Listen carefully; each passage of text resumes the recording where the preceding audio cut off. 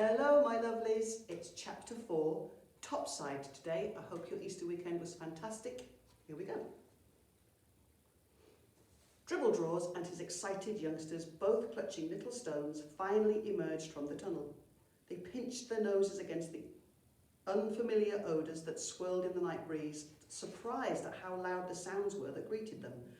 They had grown up with a mixture of muffled tunnel noises and distant vibrations. Here, the topside world was alive with grasses that swished, branches that creaked, and snail shells that cracked and squelched underfoot.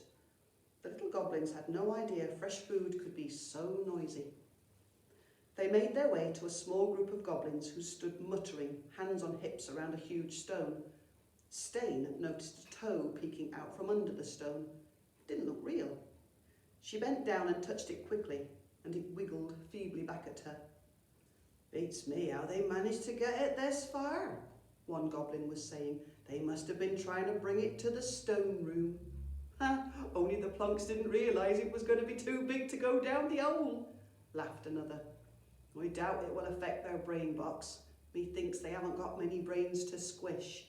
"Oh, hello, Dribbledrawers," said one of the goblins, nudging his companion in the ribs.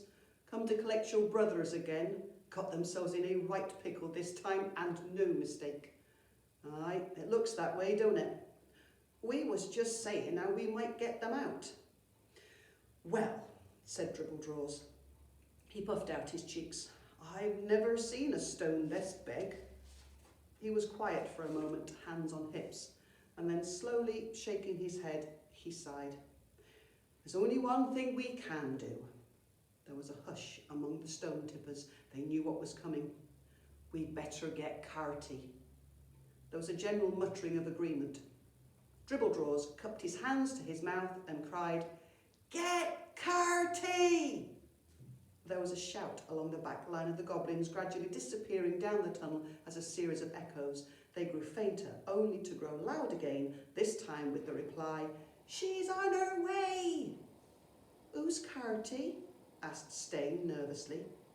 "Only the best stone tipper we have," beamed Snillbog, who'd just arrived. "If anyone can rescue the twins, she can." He stood to attention with a click of his heels, raised his hand in salute, and waited. He liked Carty. Moments passed as the goblins waited. Then a low rumble started. The ground shivered and loose rubble danced around the entrance to the tunnel. "There's nothing to worry about," said Dribbledrawers. Dampatch and Stain leaned against him, unsure. "She's as soft as mud, really. We call her Carty because she carries her tipping tools in a cart wherever she goes. There's no messing with her, mind you, so don't get in her way." Finally, Carty appeared, blinking her yellow eyes in the daylight. She looked smaller than the little goblins had been expecting, but thick-set and strong. As she passed, Stain noticed she smelt of baked beans. They realised that the large, clanky tools bouncing around inside the rickety cart had made her sound much bigger. "Hello, Carty," squeaked Snillbog with a stiff grin.